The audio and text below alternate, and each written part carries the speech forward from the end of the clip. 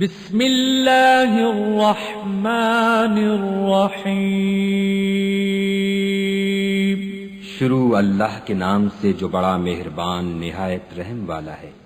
درود پاک الصلاۃ والسلام علیکہ یا رسول اللہ وعلی آلہ وصحبہ۔ الصلاۃ والسلام علیکہ یا رسول اللہ وعلی آلہ وصحبہ۔ الصلاۃ والسلام علیکہ یا رسول اللہ وعلی آلہ وصحبہ یا حبیب اللہ۔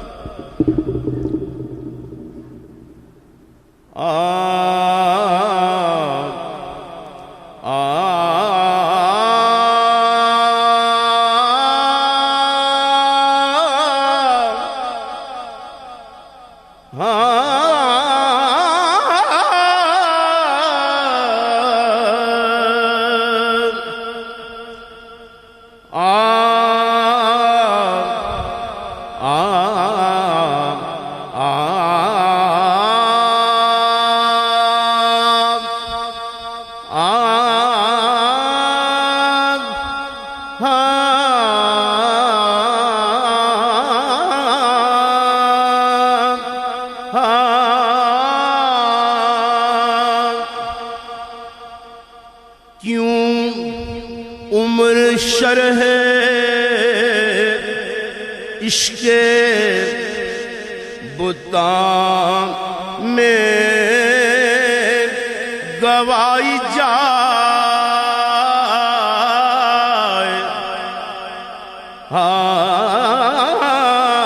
کیوں عمر شرح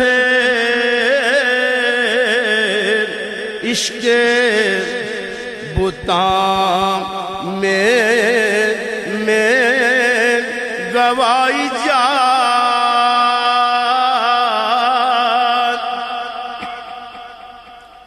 کیوں عمر شرح عشق بتاں میں گوائی جائے، عشق نبی میں کیوں نہ اور یہ دولت لٹائی جائے، عشق نبی میں کیوں نہ یہ دولت لٹائی جائے۔ آؤ کہ پھر بسائے محبت کی بستیاں، آؤ کہ پھر بسائے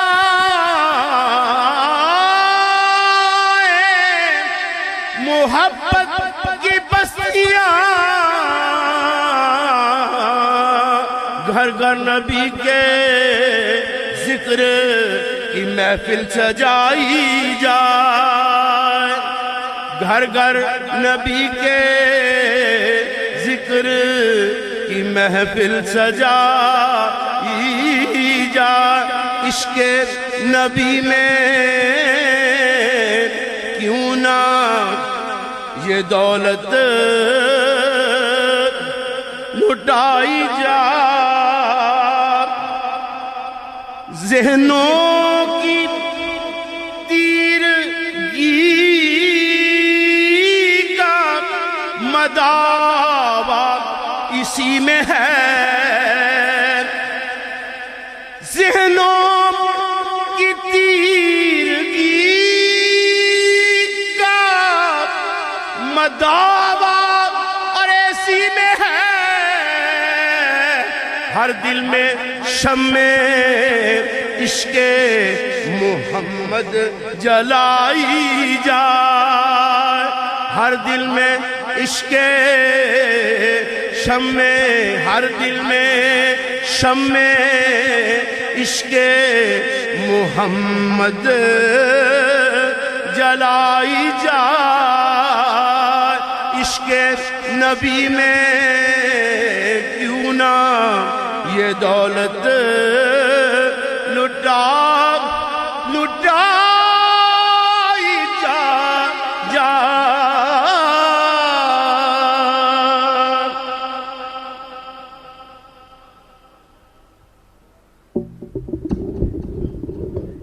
جناب فضل الرحمان نجیب صاحب بارگاہ رسالت میں نذرانہ عقیدت پیش کر رہے تھے۔ حضرات محترم، درس قرآن کے سلسلے میں سجائی گئی آج کی روح پرور محفل پاک،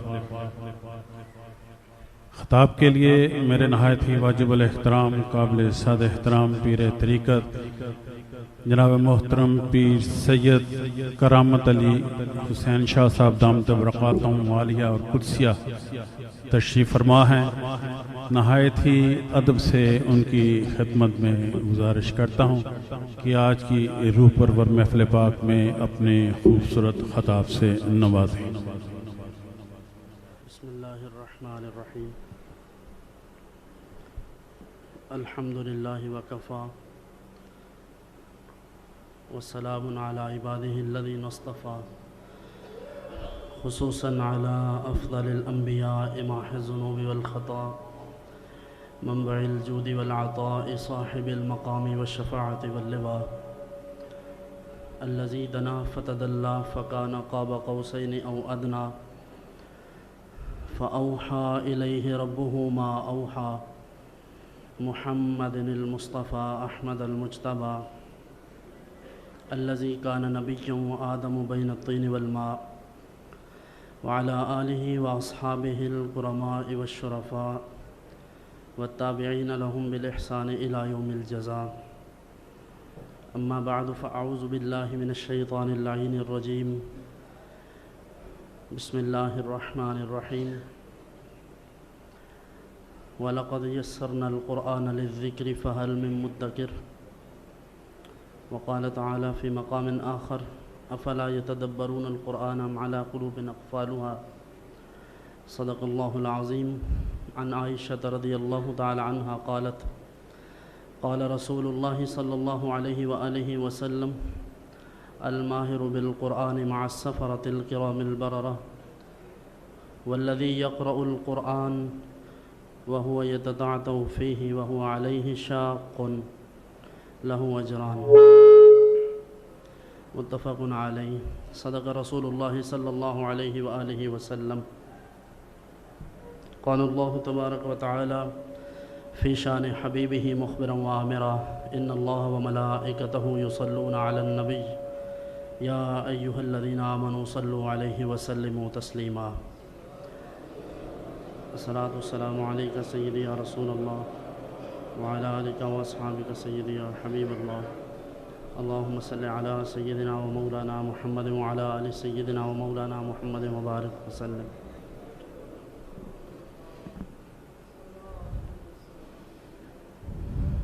بعد از حمد و صلات، آج کی یہ پروقار تقریب جو درس قرآن کے حوالے سے انعقاد پذیر ہے، اللہ تعالیٰ اس کو اپنی بارگاہ میں شرف قبولیت عطا فرمائے اور محتممین اور منتظمین کو اجر عظیم عطا فرمائے. دو آیات بینات میں نے تلاوت کی ہیں اور صحیح بخاری اور صحیح مسلم سے ایک حدیث عرض کی ہے. اللہ رب العزت ارشاد فرماتا ہے کہ ہم نے قرآن آسان کر دیا ہے پڑھنے کے لیے، تو ہے کوئی اسے یاد کرنے والا؟ اللہ کے حبیب علیہ الصلوۃ والتسلیم نے بھی قرآن مجید پڑھنے کی، اس کو سمجھنے کی اور اس پر عمل کرنے کی ترغیب دلائی. حضرت سیدنا عمر فاروق رضی اللہ تعالیٰ عنہ سے مروی ہے کہ آقا کونین صلی اللہ علیہ وآلہ وسلم نے ارشاد فرمایا کہ بہت سے لوگ ایسے ہیں جو اس قرآن پر عمل کرنے کی وجہ سے عزت پا جائیں گے، اور بہت سی قومیں ایسی ہیں جو اسے چھوڑنے کی وجہ سے ذلیل و رسوا ہو جائیں گی۔ آج آپ دیکھتے ہیں اس معاشرے کا ماحول، باوجود اس کے کہ ہم مسلمان ہیں، پھر بھی ہمارے گھروں میں، ہمارے کاروبار میں، ہماری زندگی کے اندر قرآن اور سنت کا نور نہیں ہے۔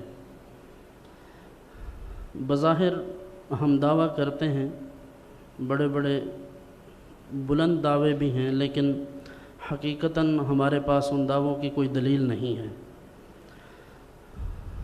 آپ دیکھیں کہ اس وقت ہمارے صرف ملکی حالات نہیں بلکہ عالم اسلام کے حالات دیکھیں اور مسلمانوں کی پستی دیکھیں۔ 57 ممالک یا 56 ہونے کے باوجود بھی ہم دنیا میں رسوا ہیں، اور اس رسوائی کا سبب ہم نے قرآن اور سنت کو صحیح معنوں میں فالو کیا ہی نہیں، جس کی وجہ سے ہمیں یہ سزا بھگتنی پڑ رہی ہے۔ ہمارے نوجوان تو یقیناً میڈیا کے ساتھ، آئی ٹی کے عروج کی وجہ سے سوشل میڈیا کے ساتھ وابستگی کی بنیاد پر دین سے دور ہیں، لیکن یہ جو بوڑھے ہیں ان کو کیا ہوا کہ وہ بھی سارا دن تاش کھیلتے ہیں، وہ بھی تھڑوں پر بیٹھے رہتے ہیں، وہ بھی قرآن اور سنت حضور صلی اللہ علیہ وسلم کی سیرت سے دور ہیں۔ آقا کونین علیہ الصلاۃ والتسلیم نے اس بات کی طرف اشارہ فرمایا تھا، بلکہ وضاحت کے ساتھ یہ بات فرما دی تھی اپنے اصحاب کبار رضوان اللہ علیہم اجمعین سے۔ فرمایا تھا کہ ایک وقت آئے گا کہ میری امت کے نوجوان فاسق ہو جائیں گے، لوگ فسق و فجور کریں گے۔ صحابہ کرام علیہم رضوان کو تعجب ہوا۔ حضور نے فرمایا کہ ایسا ہوگا کہ تم لوگ امر بالمعروف و نہی عن المنکر کو چھوڑ دو گے، اس قوم کی بیٹیاں جو ہیں وہ بے پردہ ہو جائیں گی۔ آج آپ دیکھ لیں، پردہ بھی نہیں ہے، شرم حیا نہیں ہے، غیرت نہیں ہے۔ ہماری خوشیاں ہوں یا غم ہوں، ہم اللہ اور اس کے رسول کو بول چکے ہیں۔ ہمیں جس بات کی طرف توجہ دینی چاہیے تھی اس بات کی طرف ہماری کوئی توجہ نہیں۔ ابھی چند دن پہلے ایک ایشو چلا تھا انڈیا کے ساتھ جنگ کا، تو ہمارے عوام الناس کہہ رہے تھے کہ یہ کر دیں گے، وہ کر دیں گے۔ میں کہتا ہوں کہ ہم اپنے آپ سے پوچھیں کہ ہم کیا کر سکتے ہیں۔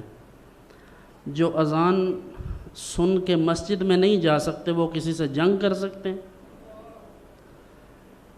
ہمیں خود سوچنا چاہیے کہ ہم کھڑے کہاں ہیں اس وقت، اور دعوے ہمارے اتنے اتنے بڑے ہیں۔ عشق رسول سے نیچے تو بات ہی کوئی نہیں، یہ تو ایسے ہی عام سی بات ہے، بس جو چاہے خود کو عاشق رسول کہہ دے۔ ہمیں کیا مشکل ہے دین پر عمل کرنے میں؟ ہمارے لیے کیسے مشکل ہے دین؟ صحابہ کرام علیہم رضوان کو دیکھیے، اتنی اتنی مشکلات برداشت کی۔ خود آقا کونین صلی اللہ علیہ وآلہ وسلم کی ذات اقدس اس دین کے لیے، اللہ کی توحید کے لیے، اپنے رسالت کے لیے حضور نے جو تکالیف برداشت کی اس کی کوئی مثال نہیں ملتی۔ ہم تو گھر میں بیٹھے ہیں، آپ کبھی اذان سنیں اور مسجد کی طرف جائیں تو کوئی آپ کو روکتا ہے؟ آپ نماز پڑھیں تو کوئی آپ پہ پتھر برساتا ہے، کوئی اوجڑی پھینکتا ہے آپ پہ؟ لیکن یہ سب کچھ حضور علیہ الصلاۃ والسلام اور آپ کے اصحاب کے ساتھ ہوتا رہا۔ اس کے باوجود وہ لوگ استقامت کے ساتھ اپنا کام کرتے رہے، اور ہم سمپل پڑھنا، کسی سے سیکھنا، ہم سے وہ نہیں ہو رہا، اور پھر لوگوں کو اللہ سے گلہ بھی ہے کہ اللہ تعالیٰ ہماری دعائیں قبول نہیں کرتا۔ میں کہتا ہوں ہم سوچیں تو صحیح کہ ہم ہیں کون، ہم کیا ہیں، ہمارے پاس کیا ہے جو ہم یہ دعویٰ کرتے ہیں کہ اللہ تعالیٰ ہماری دعا نہیں قبول کرتا۔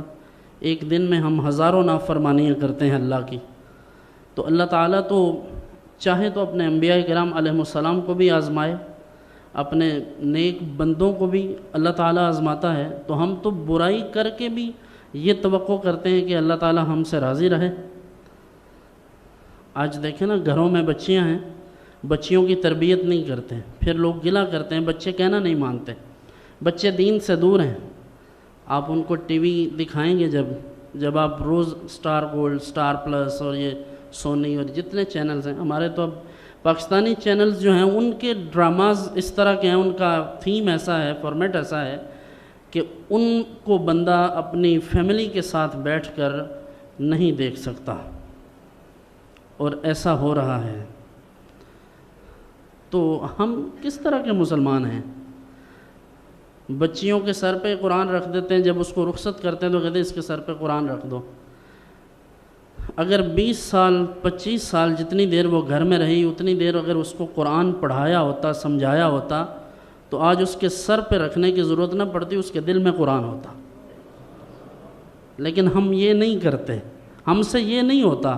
اچھا سکول ڈھونڈیں گے، اچھا کالج، اچھی یونیورسٹی، ایون کسی دوسرے ملک میں بھیجنا پڑے بچوں کو تو وہ بھی ہم کریں گے، لیکن قرآن اور سنت سیکھنے کے لیے، حضور صلی اللہ علیہ وسلم کے اس دین کو سیکھنے کے لیے ہمارے پاس وقت نہیں، اور نہ ہمارا یہ سٹیٹس ہے۔ ہمارا سٹیٹس یہ نہیں ہے۔ یہ تو مولوی لوگ ہیں، یہ کوئی اور ہیں، ان کی دین میں، دنیا میں کوئی ویلیو نہیں ہے نا، ان مولویوں کی جن کو آپ اپنا غلام سمجھتے ہیں۔ آپ ان کو مسجد میں آ کے دیں، مولوی صاحب صفائی کریں مسجد کی۔ مسجد کس کا گھر ہے؟ اللہ کا۔ اللہ نے جسے اپنے گھر میں رہنے کے لیے چن لیا، کتنا خوش بخت ہے وہ۔ اور ہماری بدقسمتی دیکھیں، اسی کے پیچھے نماز پڑھیں گے، اسی کے پیچھے جمعہ پڑھیں گے، اسی کے بارے میں باتیں کریں گے۔ وہی بازار سے گزرے گا تو لوگ اس کی طرف اس کو تانے دیں گے، طنز کریں گے۔ دینداروں کے ساتھ ہمارا یہ جو رویہ ہے، یہ بتا رہا ہے کہ ہم دین سے محبت کتنی کرتے ہیں۔ ہمیں کہنے کی ضرورت نہیں پڑنی چاہیے کہ ہم دین سے کتنی محبت کرتے ہیں۔ ہمارا یہ جو سٹائل ہے، ہمارا جو ایٹیٹیوڈ ہے ان کے ساتھ، وہ بتا رہا ہے کہ ہم دین کے کتنا قریب ہیں اور دین کی کتنی اہمیت ہے ہمارے نزدیک۔ مولوی صاحبان کو تو آپ سمجھتے ہیں یہ کوئی الگ مخلوق ہیں۔ اگر آپ اتنے تنگ ہیں تو آپ چھوڑ دیں ان کو، خود سارے کام کر لیا کریں۔ بڑے مسلمان ہیں آپ، یقیناً ہیں، عزت والے ہیں آپ کے پاس پیسہ بھی ہوگا، تو چھوڑیں۔ بچہ آپ کے ہاں پیدا ہو تو اذان خود پڑھ لیں۔ مسلمان ہیں نا آپ، اذان تو آتی ہوگی، لیکن شرم آتی ہے اذان پڑھتے ہوئے۔ گانا گاتے ہوئے تو شرم نہیں نہ آتی ہمیں۔ بچہ ڈانس کرتا ہے تو کہتے ہیں دیکھو دیکھو کتنا اچھا ڈانس کر رہا ہے بچہ۔ آپ خود اس کو اپریشیٹ کریں گے تو وہ بچہ ظاہر ہے کل کو ڈانسر ہی بنے گا، وہ کوئی متقی پرہیزگار تو نہیں بنے گا۔ جب آپ بچوں کو خود گانا سکھاتے ہیں، گانا سناتے ہیں، ڈرامہ دکھاتے ہیں، مووی دکھاتے ہیں، تو پھر بچوں سے یہ ایکسپیکٹ کیوں کرتے ہیں کہ بچے آپ کا کہنا نہیں مانتے؟ جو آپ نے کیا تھا وہ اس کا رزلٹ تو آ گیا۔ گلہ تو تب کریں جب آپ نے انہیں حضور کی حدیث سنائی ہو، جب ان کے سامنے قرآن رکھا ہو، حضور کی سیرت طیبہ رکھی ہو۔ انہیں 10 سال 8 سال 20 سال جتنی دیر بچے آپ کے پاس رہتے ہیں، جوان نہیں ہوتے، آپ نے اچھی تربیت کی ہوتی تو یہ گلہ نہ ہوتا۔ بچیوں کا بھی یہی حال ہے۔ جس دن بچی نے غیر اسلامی لباس پہنا، کتنے لوگوں نے منع کر لیا۔ گھروں میں بیٹھے ہیں لوگ، کوئی بھی نہیں منع کرتا۔ بڑے بڑے جبہ و دستار والے بھی اس میں آ گئے، کنٹرول ہی نہیں ہے۔ ہم بات نہیں کر سکتے، ہم سے بات ہوتی نہیں، ہماری ترجیحات یہ نہیں ہیں۔ ہم نے یہ پردہ بھی اٹھا کے کسی اور قوم کو دے دیا، کسی اور مسلک کے سپرد کر دیا کہ پردہ آپ کر لیا کریں، ہم سنی یہ کام نہیں کریں گے۔ ہمارے بڑے بڑے سمجھدار لوگ، دنیا دار جو ہیں، وہ یہ کام نہیں کرتے اور کہتے ہیں پردہ رکاوٹ ہے ترقی میں۔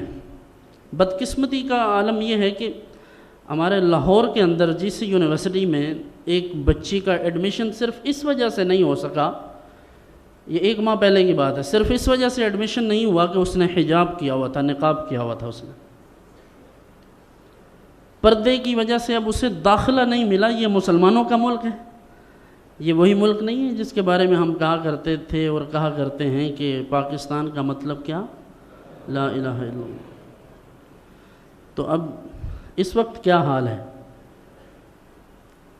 ہمیں سوچنا چاہیے کہ ہم کہاں کھڑے ہیں۔ حضور صلی اللہ علیہ وآلہ وسلم نے ارشاد فرمایا الماہر بالقرآن مع السفرۃ الکرام البررہ، وہ شخص جو قرآن میں ماہر ہے، صحیح پڑھنا جانتا ہے، اسے سمجھتا ہے اور اس پر عمل بھی کرتا ہے، تو وہ معزز فرشتوں کے ساتھ ہوگا۔ والذی یقرأ القرآن ویتتعتع فیہ، وہ شخص جو قرآن پڑھتا ہے لیکن اس کی زبان کام نہیں کرتی، لکنت ہے زبان میں، تو فرمایا کہ اس کے لیے 2 اجر ہیں، عام شخص کے لیے 1، اور وہ جو اٹک اٹک کے پڑھتا ہے لیکن پھر بھی کوشش کرتا رہتا ہے تو اس کو 2 گنا اجر ملے گا۔ لیکن ہمیں جنہیں پڑھنا آتا ہے وہ بھی نہیں پڑھتے۔ ہم پوچھتے ہیں بھائی آپ نماز پڑھتے ہیں؟ بس ٹائم نہیں ملتا۔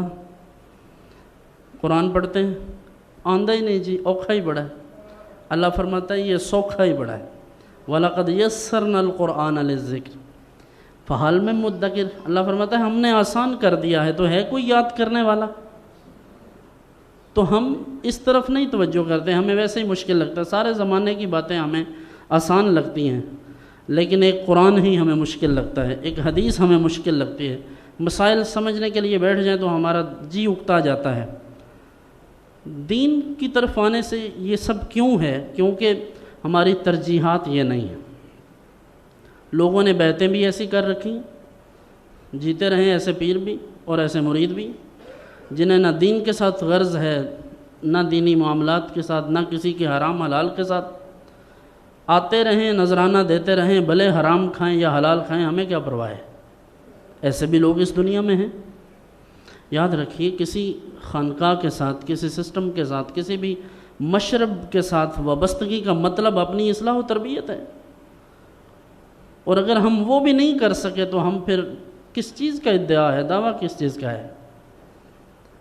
اگر ہم نماز بھی ابھی تک پڑھنا نہیں شروع ہوئے اور 30 سال سے 40 سال سے بیعت کر رکھی ہے، تو سوچیں پھر بیعت کی کس بات پہ تھی؟ اپنایا ہوتا، ہماری ترجیحات میں یہ چیزیں ہوتی تو اتنی پستی میں ہم نہ جاتے۔ اس وقت ہم ذلیل و خوار ہو رہے ہیں، ایک ایک کر کے یہود و نصارہ تمام مسلمانوں کو غلام بنا رہے ہیں۔ ہمارے اندر غلامی گھسی ہوئی ہے۔ محفلوں میں آ کے لوگ نعرے لگاتے ہیں، نعرہ تکبیر اللہ اکبر، نعرہ رسالت، پھر اس کے بعد غلامی رسول میں موت قبول ہے۔ کیا قبول ہے؟ کس کو قبول ہے؟ کس کو؟ جو مسجد میں نہیں جا سکتا وہ موت قبول کرتا ہے، جس کو داڑھی رکھنا عیب لگتا ہے وہ موت قبول کرے گا۔ حقیقت کی دنیا میں آئیں اور یہ دیکھیں کہ ہم نے کس چیز سے نقصان اٹھایا۔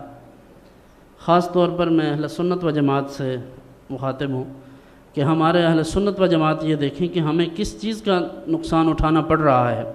ہماری غلط رسم و روایات، ہمارے مزارات اور خانقاہوں پر قبضہ کرنے والے وہ لوگ جن کا حقیقتاً اہل سنت سے کوئی تعلق نہیں، جن کا دین مذہب صرف ڈول بجانا ہے، جو ڈول بجا کر تماشے کر کے ناچ کے لوگوں کو یہ بتانا چاہتے ہیں کہ یہ مسلک اہل سنت ہے۔ یہ مسلک اہل سنت نہیں ہے۔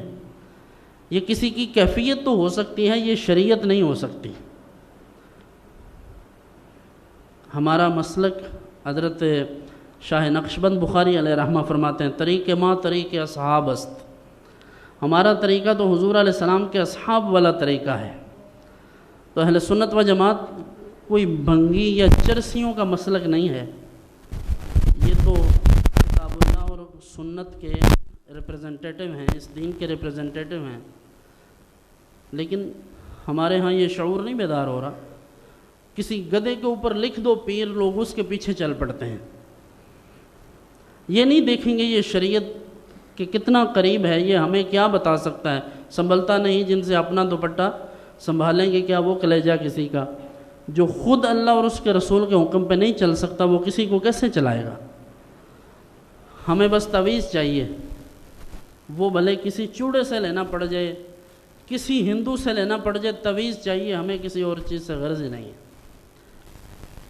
بزرگان دین کے تعویذات یقیناً مؤثر ہیں اللہ تعالیٰ کے فضل سے، اس کا میں انکار نہیں کرتا، لیکن میں یہ عرض کر رہا ہوں کہ جو دین سارا اسی میں آ گیا ہمارا، کہ ہم نے کہا جس کا تعویذ اچھا ہے وہ بڑا ولی ہے اللہ کا، تو کتنے اولیاء کرام، صحابہ کرام، تابعین، ائمہ مجتہدین جنہوں نے تعویذ اس طرح کیا نہیں، تو ان کی ولایت کو کیا کہیں گے آپ؟ اسی طرح خرق عادت کا بھی مسئلہ، لیکن ہمارا معیار تو یہ نہیں ہے، ہمارا معیار قرآن و سنت نہیں، ہمارا معیار زیادہ لوگ، زیادہ ڈرامے بازی، جتنا بڑا ڈرامہ باز ہوگا اتنا بڑا پیر سمجھیں گے، یہ معیار ہے، اور یہ معیار ہمارے عوام نے خود مقرر کیا ہے۔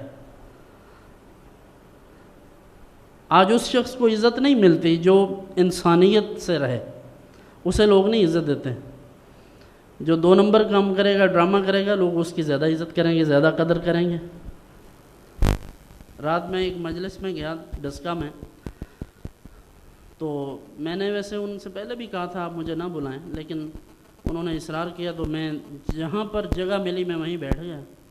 اب وہ مجھے کہنے لگے آپ آگے آئے، میں نے کہا دیکھیں، یا تو آپ کسی آنے والے کے لیے جگہ چھوڑ رکھیں جس کا اسٹیج کے قریب ضروری ہو، یا پھر کسی کو اس طرح بے عزت نہ کریں کہ آپ اسے بلائیں اور آگے لوگ اس کے منہ کی طرف دیکھیں، کیونکہ اس کے ساتھ 6-7 لوگ ڈرامہ بازی کے لیے نہیں ہیں جو یہ کہ حضرت پیچھے ہٹ۔ ہمارا یہی انداز ہے، اور ہمارے مزاج کے خلاف کوئی کام کرے تو ہم اس کو سنیوں سے، اہل سنت کی جو فہرست ہے اس میں سے نکال کے جہنم میں ڈال دیتے ہیں۔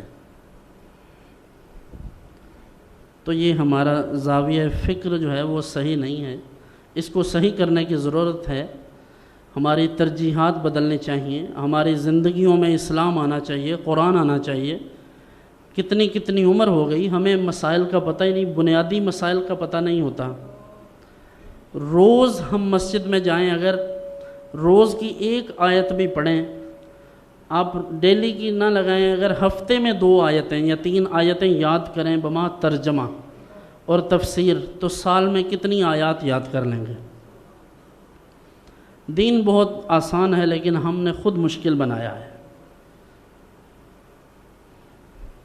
اس وقت جو مسلمانوں کی حالت ہے، یورپ میں آپ دیکھیں، کسی نے کہا تھا کہ یورپ سے لوگ مسلمان ہو کے ادھر آ رہے ہیں، تو ایک ذمہ دار بیٹھا ہوا تھا سامنے، اس نے کہا بھائی جی ایتھوں والے کافر ہو کے پتہ نہیں کتنے جا رہے ہیں، یورپ والے تو مسلمان ہو کے ادھر آئیں گے تو یہاں والے کہاں جائیں گے؟ یہاں تو مسجدوں سے جوتے چوری ہو جاتے ہیں، ابھی تک تو یہ مسئلہ ہی نہیں حل ہو رہا ہم سے۔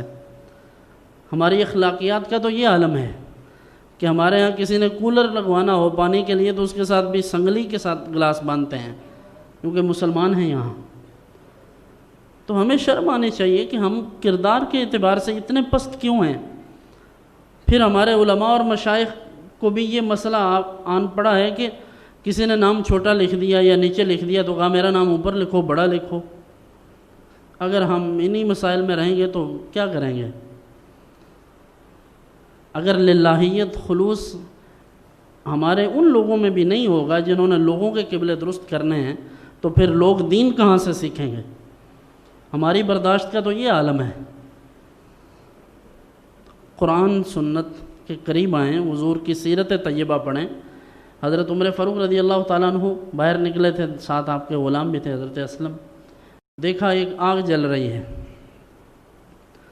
آپ نے سمجھا کوئی قافلہ ہوگا، آپ تشریف لے گئے، وہاں دیکھا ایک بڑھیا تھی، اس کے بچے بھی تھے ساتھ، تو فرمایا کیا بات ہے؟ کہا بس یہ ہنڈیا رکھی ہوئی ہے۔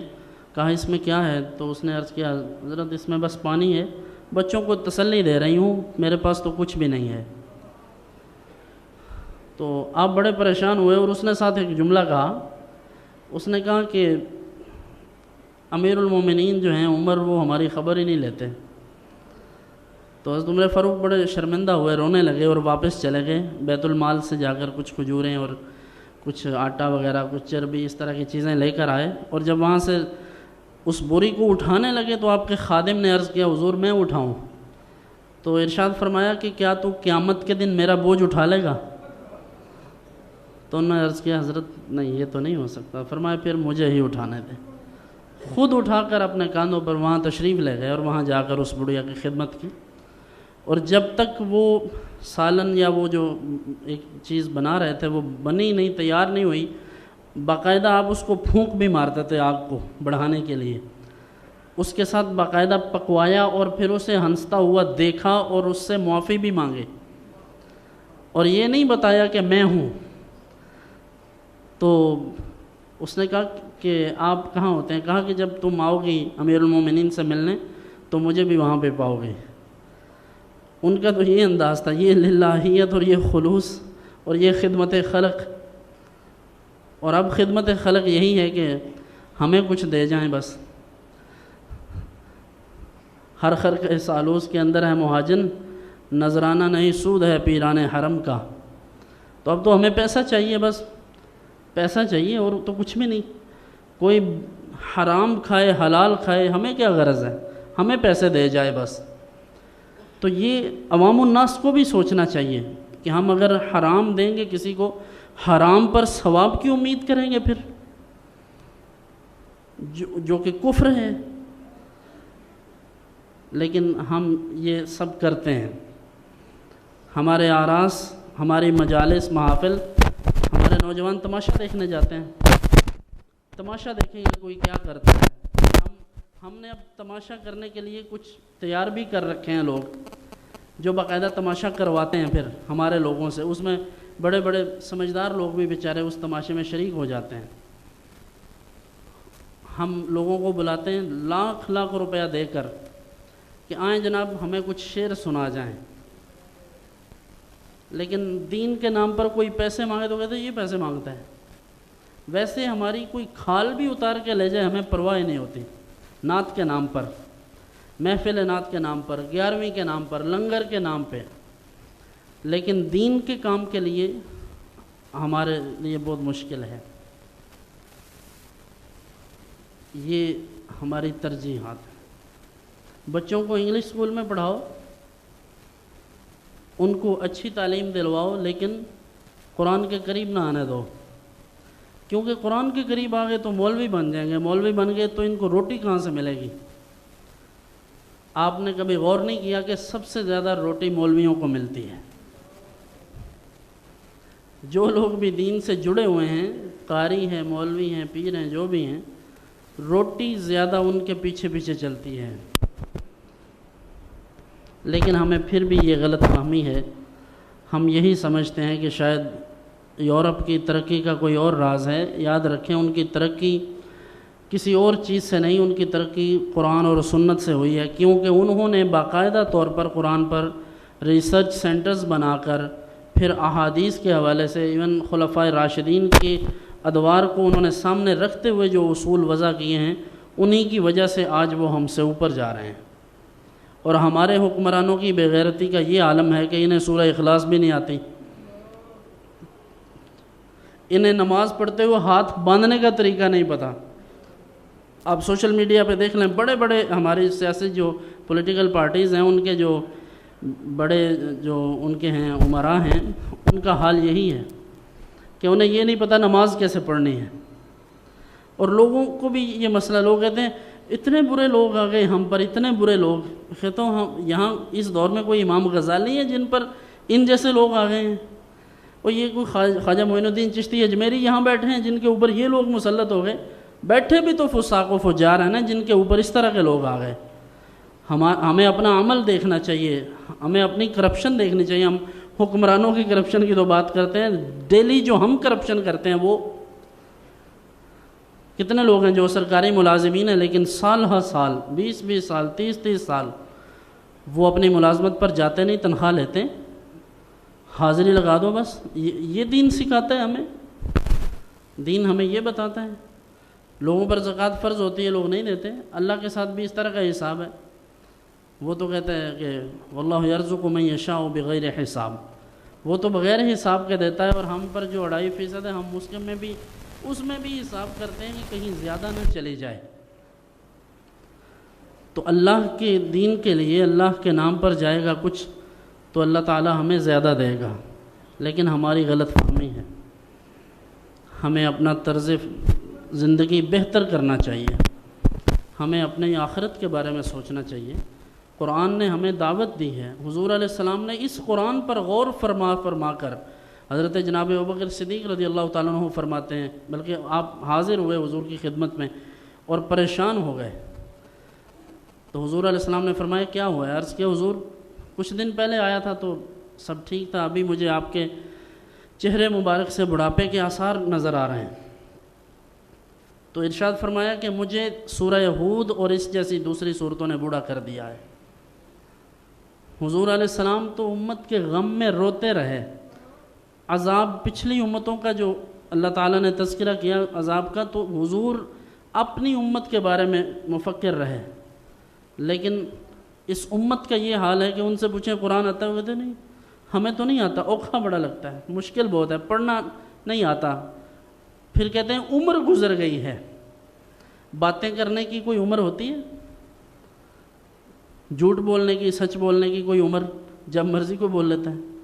تو قرآن پڑھنے کی بھی کوئی عمر نہیں ہے، مرتے دم تک پڑھنا چاہیے اور کوشش کرتے رہنا چاہیے۔ ہماری جو ناکامی ہے اس کا یہی بنیادی یہی مسئلہ ہے کہ ہم لوگ قرآن اور سنت سے دور ہیں، حضور علیہ السلام کی سیرت طیبہ سے دور ہیں۔ ہمارے نوجوان آئی ٹی میں اتنے مصروف ہیں، اور آئی ٹی کا جو عروج ہے وہ ہمیں اتنی گمراہی کی طرف لے جا چکا ہے کہ ہمارے جو 60-70 برس کے یا 50 برس کے بوڑھے لوگ ہیں ان کو یہ خبر نہیں ہے کہ ہماری اولاد کتنی پستی کی طرف جا چکی ہے۔ واٹس ایپ پہ علماء اور فیس بک کی فقہا وہ بھی بڑی کثیر تعداد میں پائے جاتے ہیں۔ پہلے تو عام علماء تھے نا، مجتہدین کے طبقات تھے فقہا کے، اب یہ دو طبقے نئے آ گئے ہیں، فیس بک کے علماء اور واٹس ایپ پہ فقہا۔ یہ اپنی طرف سے آپ کو کہیں گے میں نے گوگل کر کے دیکھا ہے مسئلہ، مولوی صاحب آپ کو نہیں پتہ۔ تو کس نے مجھ سے نام پوچھا کہ بچوں کے نام بتائیں، میں نے جو اب جس طرح احادیث میں موجود ہے اس کے مطابق کچھ نام بتائے، تو کہا کوئی ایسا نام بتائیں کہ جو بالکل یونیک ہو۔ میں نے کہا ٹھیک ہے یونیک دیکھ لیتے ہیں، میں نے وہ بھی بتایا، کہا کہ نہیں یہ بھی نہیں، کچھ ایسا جو پہلے کسی نے نہ رکھا ہو۔ میں نے کہا وہ تو چند نام ہیں، ابلیس ہے، فرعون ہے، حامان ہے، پھر یہ تو نہیں رکھے کسی نے، کوشش کریں پھر یہ رکھ لیں۔ یہ سوچ ہے ہماری، حضور فرماتے ہیں نیک لوگوں کے ناموں پر نام رکھو، اور ہم کہتے ہیں وہ رکھو جو کسی نے رکھا ہی نہ ہو۔ یہ سوچ ہونی چاہیے مسلمانوں کی۔ یہ بظاہر چھوٹی سی بات ہے، لیکن اس سے ہماری ذہنیت کا اندازہ ہو جاتا ہے۔ اور پھر گوگل سے اسی وقت نیٹ سے سرچ کیا اور دیکھا، جو نام پسند آیا، پتہ نہیں کیا معنی ہے، یہ بھی نہیں پتہ کس زبان کا ہے، کسی مولوی صاحب سے بھی نہیں پوچھتے، بلکہ کہتے ہیں مولوی صاحب آپ کو نہیں پتہ چلے گا، میں دیکھ لوں گا خود ہی۔ مولوی صاحب کہتے رہتے ہیں یہ رکھ لیں وہ رکھ لیں، کہتے ہیں نہیں اس کی ضرورت نہیں، ہم گوگل سے پوچھیں گے۔ گوگل کوئی فقہ کی کتاب ہے، کوئی حدیث کی کتاب ہے گوگل؟ وہ تو سرچ انجن ہے، وہ بھی ہم نے نہیں بنایا۔ اس کی اتھینٹسٹی، اس پر آنے والی معلومات کے متعلق جب تک علماء کسی ویب سائٹ کے یا کسی خاص ایسی چیز کے بارے میں نہ کہیں، اس وقت تک ہم کیسے کہہ سکتے ہیں کہ یہ صحیح ہے؟ لیکن ہم اس پر اعتبار کرتے ہیں، فیس بک پر ہم زیادہ اعتماد کرتے ہیں، علماء پر کم کرتے ہیں، قرآن پر کم، فیس بک پر یا آئی ٹی پر زیادہ۔ اور پھر یہ تو ایک ضمناً میں نے بات دین کے حوالے سے عرض کی، اس کے علاوہ جو خرافات ہیں، جو وحیات ہیں، اور جو ڈراماز، موویز اور کلپس، اور پھر اور بہت سی بیہودہ چیزیں اور تصاویر، یہ سب کچھ جو نیٹ پر موجود ہے، ہماری نوجوان نسل اس سے بالکل باقاعدگی کے ساتھ اس سے فائدہ اٹھا رہی ہے، اور اسی کا یہ نتیجہ ہے کہ ہم لوگ دین سے دور ہوتے جا رہے ہیں۔ اب انسان کی فطرت ہے وہ جو وہ دیکھتا ہے پھر اس کو اپلائی کرتا ہے۔ روز کسی سے گالی سنے گا بچہ تو اس کو بھی آ جائے گی گالی۔ آپ کے بچے پنجابی کیوں بولتے ہیں؟ کیونکہ آپ ان کے سامنے پنجابی بولتے ہیں۔ اور وہ جو انگلستان میں پیدا ہوتے ہیں ان کے اندر کوئی الگ سے کوئی سافٹ ویئر نہیں کیا اللہ تعالیٰ نے ایسا جو ہم سے ڈیفرنٹ ہو کہ جس سافٹ ویئر کی وجہ سے وہ انگلش بولتے ہیں، وہ اپنے والدین سے جب انگلش سنتے ہیں تو بولتے ہیں۔ اسی وجہ سے ہمارے ہاں بھی جن فیملیز میں انگلش کا یا اردو بولنے کا زیادہ ٹرینڈ ہے، ان کے بچوں کو انگلش یا اردو اچھی آتی ہے۔ آپ دیکھتے نہیں کہ کچھ بچے ایسے ہیں جو بالکل چھوٹے ہیں، ابھی اسکول گوئنگ بھی نہیں ہیں، اس کے باوجود وہ اردو بولتے ہیں، حالانکہ بچے کو اردو کہاں سے آتی؟ تو وہ والدین سے سیکھتا ہے۔ روز بیٹھ کے آپ چغلیاں غیبتیں کریں گے، روز الٹی سیدھی باتیں کریں گے تو آپ کے بچوں پر اس کا اثر پڑے گا۔ بچے آپ کی ان باتوں سے ہی سب کچھ حاصل کریں گے۔ اور اگر آپ بیٹھ کر روزانہ قرآن پڑھیں روزانہ آپ حضور علیہ السلام کی بات کریں، اصحاب کی بات کریں، اہل بیت کی بات کریں، اولیاء کرام کے قصے سنائیں، باتیں سنائیں، قرآن میں جو قصے موجود ہیں وہ سنائیں، جھوٹے قصے کہانیوں کی بجائے جو رات کو مائیں سناتی ہیں بچوں کو سلاتے وقت، وہ جھوٹے نہ سنائیں، احسن القصص سے پڑھ کے سنائیں۔ اللہ تعالیٰ نے جو قصے بیان فرمائے ان میں سے اس قصہ حضرت یوسف علیہ السلام کا سنائیں، جناب موسیٰ اور جناب خضر کا قصہ سنائیں، تو لیکن جو ہم کریں گے وہی ہماری اولاد ہمیں دے گی، اور ہماری اولاد ہمیں دے رہی ہے۔ آج نوجوانوں کے لیے یہ مسئلہ قابل غور ہے۔ لاہور کی جو پرائیویٹ یونیورسٹیز ہیں ان کے اندر یہ مسئلہ گردش کر رہا ہے کہ بہن بھائی کا نکاح کیوں جائز نہیں ہے۔ آپ سوچ سکتے ہیں کہ مسلمان بھی یہ کام کریں گے؟ حرمت علیکم امہاتکم و بناتکم و اخواتکم و عماتکم، یہ سب کچھ ہونے کے باوجود یہ ایمان ہے ہمارا کہ سب کچھ ہمارے سامنے نصوص کے اندر موجود ہے، پھر بھی ہمارے مسلمان نوجوان کوسچن کرتے ہیں۔ اب آپ کو مزہ آئے گا آکسفورڈ کا سلیبس پڑھانے کا، جب آپ اس سطح پر آ کر بچوں کو دیکھیں گے تو پھر آپ کو اندازہ ہوگا کہ ہم کیا کچھ کھو چکے ہیں۔ بظاہر ہمیں ابھی کچھ بھی اندازہ نہیں۔ ہمارے لوگ کہتے ہیں ہاں جی بچہ میرے ساتھ محفل میں جاتا ہے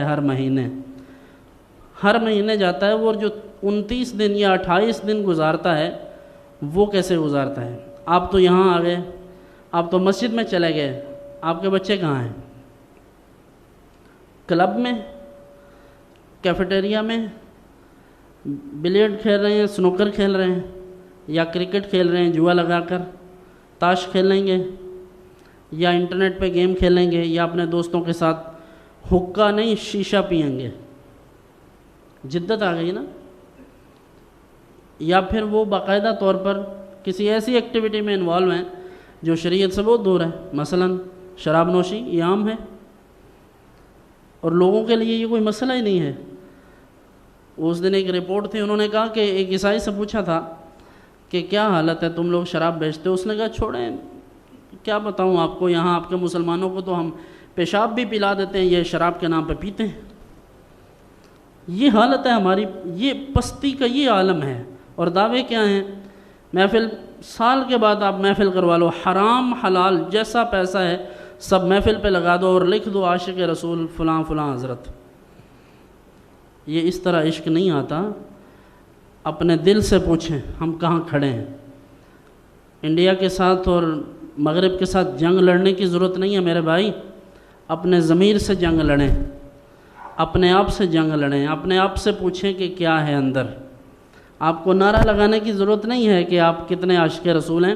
اپنی جیب میں پڑا ہوا فون اور پھر اس کی گیلری یا اس کے جو ہڈن فوٹوز ہیں ان کو دیکھ کر، ان کو سوچ کر، اپنے میسیجز کو، اپنی ان باکس کو چیک کر کے یہ سوچیں کہ ہم اللہ اور اس کے رسول کے ساتھ محبت کرنے والے ہیں۔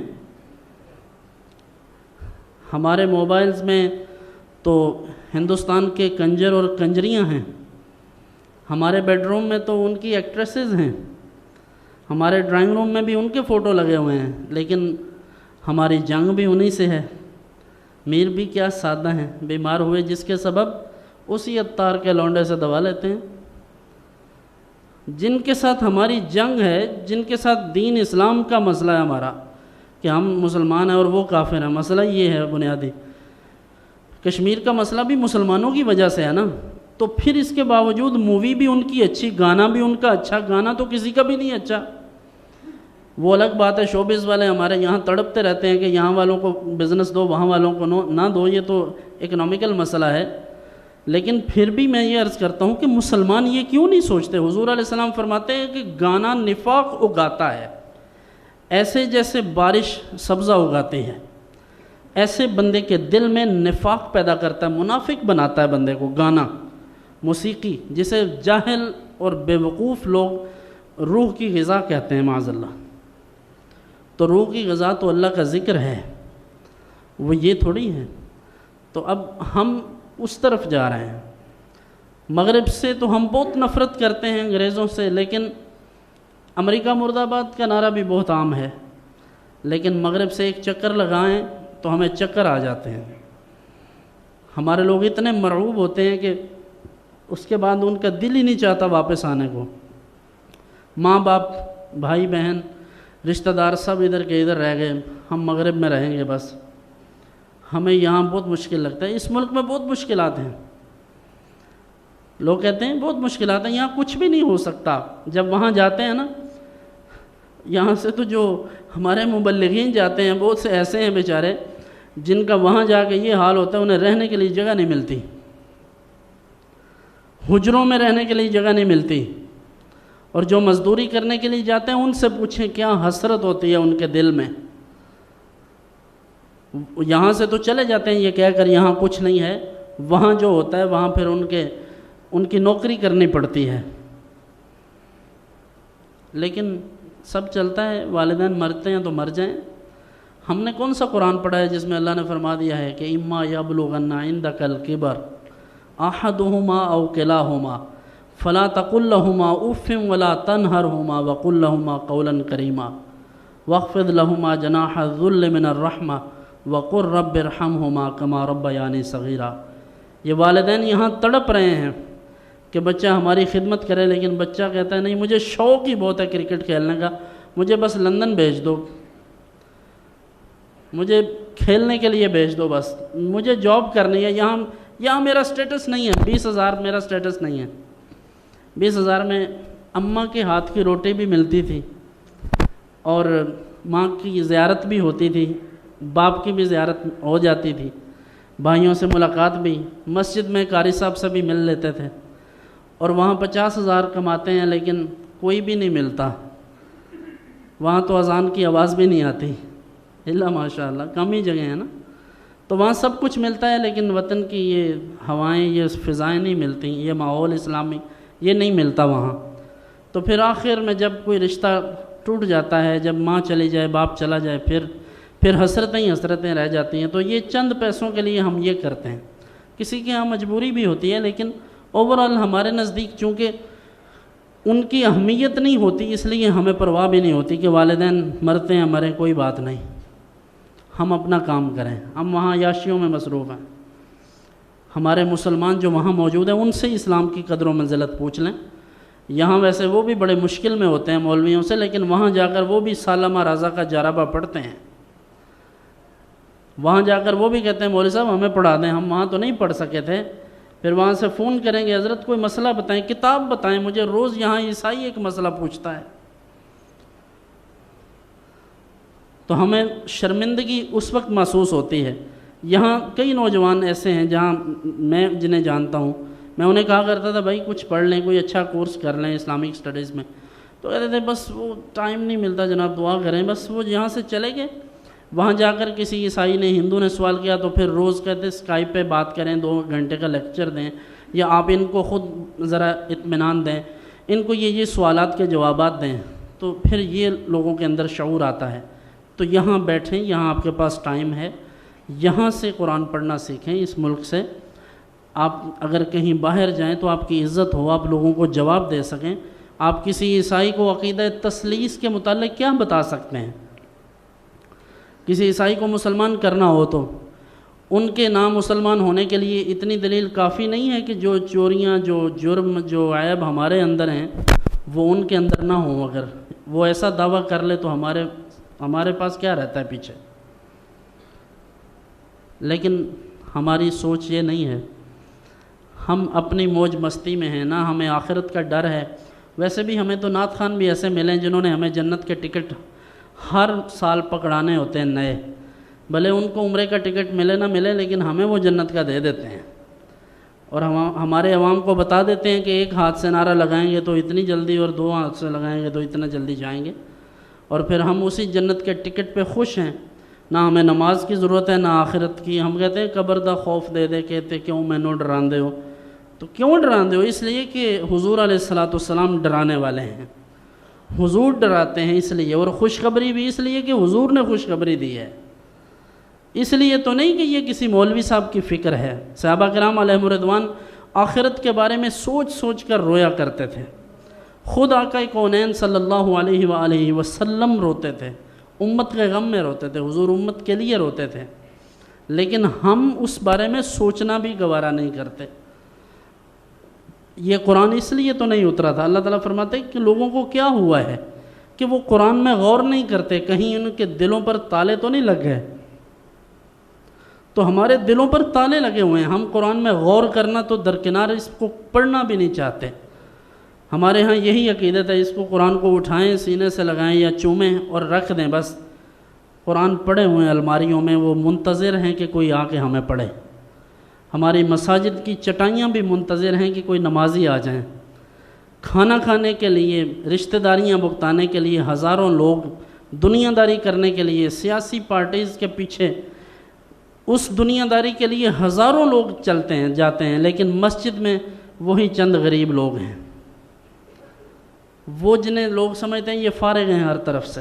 جو مسجد میں جاتے ہیں لوگ انہیں فارغ سمجھتے ہیں.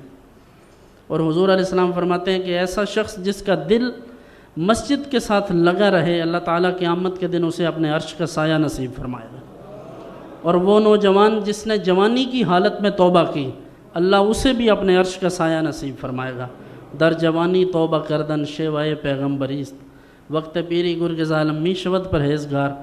جب ٹانگیں جواب دے جائیں پھر گناہ کا کیا مزہ ہے, پھر کس طرح گناہ ہوگا, پھر تو خود بخود ہی چھوڑے گا گناہ.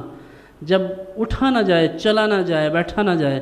آج جب تندرست و توانا ہیں, آج ہمت ہے, آج طاقت ہے جسم میں, آج اللہ کی بندگی کرو, آج اللہ کی عبادت کرو, آج پڑھو نوافل, آج فرائض پورے کرو, آج گناہ سے باز رہو تو اللہ تعالیٰ خاص اپنی رحمت کا سایہ نصیب فرمائے گا.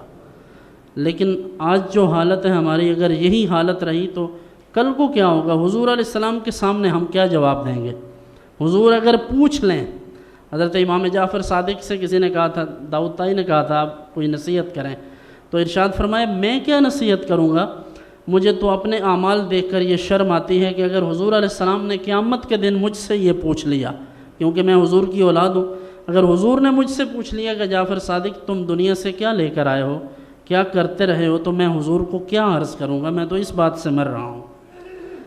تو ہم کیا سمجھتے ہیں کہ ہم کون ہیں؟ امام اعظم ابو حنیفہ رحمۃ اللہ علیہ 40 کروڑ سے زیادہ مسلمان جن کے مقلدین ہیں اس وقت, اور امام اعظم رحمۃ اللہ علیہ کے متعلق احادیث میں اشارات بھی ملتے ہیں. ایسی شخصیت, لیکن اللہ کے حضور بندگی کا طریقہ یہ ہے کہ آپ رات کو عشاء کی نماز پڑھنے کے بعد جب دعا کرتے ہیں تو اپنی داڑھی پکڑ کر اللہ کے حضور عرض کرتے ہیں کہ یا اللہ ابو حنیفہ تیرا مجرم ہے. کون ابو حنیفہ؟ جن کے جنازے کو دیکھ کر بھی کئی ہزار عیسائی مسلمان ہوئے, جن کی دینی خدمات آج تک ہم جیسے نکمے لوگ, ہم سب لوگ جن کے مرید ہیں, مقلد ہیں, جن کی وجہ سے ہمارا جینا مرنا ہے, انہی فقہ کی جزیات پر ہی ہمارا سب کچھ ہے, ہمارا دار و مدار انہی پر ہے, ان کی باتوں پر. تو ایسی شخصیت اللہ کی بارگاہ میں اپنی داڑھی پکڑ کر عرض کریں کہ یا اللہ ابو حنیفہ تیرا مجرم ہے اور تیرا مجرم تیری بارگاہ میں حاضر ہے. اور پھر یہ بھی عرض کریں کہ یا اللہ اگر قیامت کے دن ابو حنیفہ بخشا گیا تو یہ بڑے تعجب کی بات ہوگی. تو ہم سوچیں کہ ہم کون ہیں, ہم کہاں کھڑے ہیں, ہمارے پاس کیا ہے, کتنے روزے, کتنی نمازیں, کتنا علم, کتنا عمل, کتنی محبت, کتنی چاہت حضور کے ساتھ. دعویٰ کرنا اور بات ہے, حضور کے صحابہ سے پوچھیں نا کہ استقامت کیا چیز ہوتی ہے, محبت اور عشق کیا ہے. یہ عشق تو نہیں جو ہم اے سی میں بیٹھ کر نماز پڑھ لیں, یہ کیا عشق ہوگا. تپتی ہوئی ریت پر بلال حبشی لٹائے گئے تو یہ عشق کہ پھر بھی احد احد پکارتے تھے. اور وہ جن کی ٹانگیں باندھ دی گئیں 2 جانوروں سے اور ان کو مخالف سمتوں میں چلا دیا گیا اور ان کی ٹانگوں سے جسم سارا 2 حصے ہو گیا, پھر بھی اللہ کے رسول کو نہیں چھوڑا, پھر بھی اللہ کے دین کو نہیں چھوڑا, اللہ کی توحید پر قائم رہے. ہم جیسے نکموں کو یہ درس دیا کہ یہ انتہا ہے عشق کی. تو ہم لوگ کون ہیں, ہمارا عشق کون سا ہے؟ وہی مسجد میں گئے تو وہاں سے ٹوپی لے کے سر پہ رکھی اور 2-3 رکعتیں 4 پڑھیں اور بس فوراً بھاگے جوتا اٹھا کے, بس قصہ تمام. تو یہ عشق نہیں ہے. عشق وہ ہے جو بلال حبشی نے, جو صحابہ کرام علیہم رضوان نے کیا, اور پھر جو حسین ابن علی نے کیا. محرم میں دیگیں پکا پکا لوگ دیتے ہیں, دینی بھی چاہیے, کھانی بھی چاہیے, بابرکت ہیں, کوئی حرج نہیں, لیکن یہ بھی سوچنا چاہیے. لوگ تو ویسے یہ کہتے ہیں، فلسفہ کربلا تو یہی بیان کرتے ہیں اکثر، فلسفہ شہادت، کہ پانی کے لیے سارا ہوا تھا، پانی بند کر دیا تھا. بہت چھوٹی سوچ ہے یہ کہ پانی بند ہو گیا تھا. پانی کا مسئلہ نہیں تھا، مسئلہ ہمیں سمجھانے کا تھا، مسئلہ تو دین کو بچانے کا تھا. تو وہ پانی کی بات نہیں تھی. پانی تو وہ بھی اگر جہاں پر اسماعیل علیہ السلام قدم لگائیں تو پانی نکلتا ہے، تو حسین ابن علی بھی لگائیں تو نکل سکتا ہے. کیوں نہیں نکل سکتا؟ کیونکہ وہ بھی اللہ کی مرضی سے ہوا، یہ بھی اللہ کی مرضی سے ہونا تھا. لیکن ہم جیسے نکموں کو یہ سکھانا تھا کہ استقامت یہ ہے.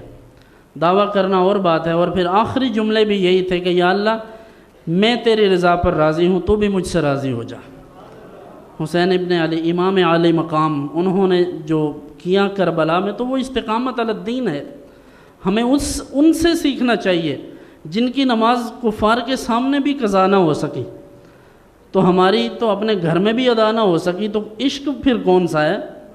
ہم تو ابتدا میں بھی آ جائیں تو بڑی بات ہے. صحابہ کرام کہتے جو عشاء کی اور فجر کی نماز چھوڑتا، ہمیں گمان ہونے لگتا کہ یہ منافق ہے. تو اگر معاذ اللہ ہم جیسے لوگوں کو وہ دیکھتے تو وہ کیا سمجھتے کہ یہ مسلمان ہی نہیں رہے. تو ہمیں خود سوچنا چاہیے کہ ہم کیا ہیں، ہم کس طرف جا رہے ہیں، ہمیں کیا کرنا چاہیے. ہمیں قرآن و سنت سے جڑنا چاہیے، قرآن پر عمل کرنا چاہیے، پڑھنا چاہیے. اسی قرآن کی وجہ سے ہمیں عزت ملے گی. اسی کو چھوڑ کر ہمیں ذلت ملی ہے. وہ معزز تھے زمانے میں مسلمان ہو کر، اور تم خوار ہوئے تارک قرآن ہو کر. قرآن اور سنت سے جڑنا ہی سب سے بڑی بات ہے. اللہ تعالی ہمارے حال پر رحم و کرم فرمائے.